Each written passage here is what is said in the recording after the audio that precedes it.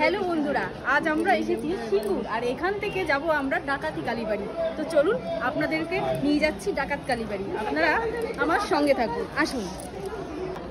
Singur station থেকে টোটো ধরে just 10 মিনিটেই আমরা পৌঁছে গেলাম মন্দিরে।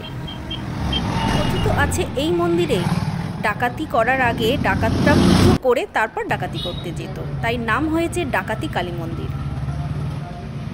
মন্দিরটির চারিপাশ খুবই মনোরম এবং পরিষ্কার। এই মন্দিরে এসে আমরাও একটা ডাকাতকে শেষ পর্যন্ত খুঁজে পেলাম। দেখুন ডাকাতটা কেমন কেমন করছে। আপনারা এই ডাকাতকে ভালো করে দেখে রাখুন, যদি চেনেন আমাকে প্লিজ একটু খবর দেবেন।